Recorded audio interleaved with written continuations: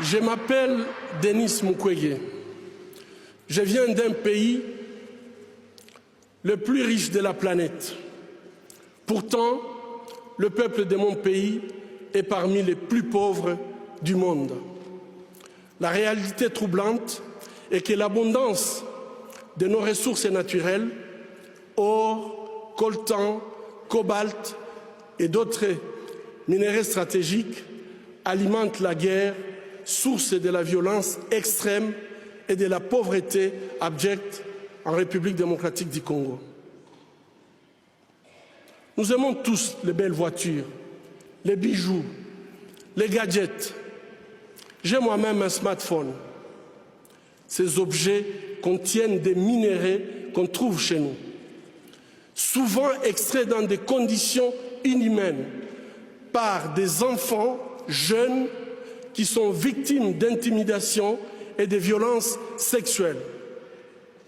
En conduisant votre voiture électrique, en utilisant votre smartphone, en admirant vos bijoux, réfléchissez un instant au coût humain de la fabrication de ces objets. En tant que consommateur, le moins que l'on puisse faire,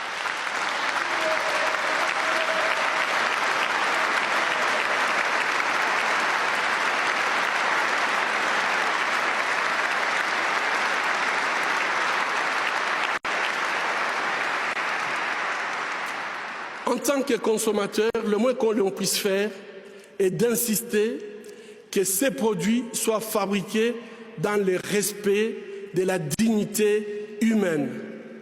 Fermer les yeux devant les drames, c'est être complice. Ce ne sont pas seulement les auteurs de violences qui sont responsables de leurs crimes, mais aussi ceux qui choisissent de détourner les regards. Mon pays est systématiquement pillé avec la complicité des gens qui prétendent être nos dirigeants. Pillés pour leur pouvoir, pillés pour leurs richesses et leur gloire, pillés aux dépens des millions d'hommes, de femmes et d'enfants innocents, abandonnés dans une misère externe, tandis que les bénéfices de nos minéraux finissent sur les comptes opaques d'une oligarchie prédatrice.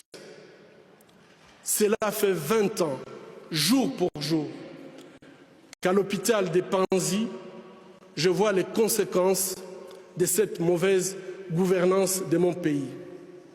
Bébés, filles, jeunes femmes, mères, grand-mères, et aussi les hommes et les garçons violés de façon cruelle, souvent en public,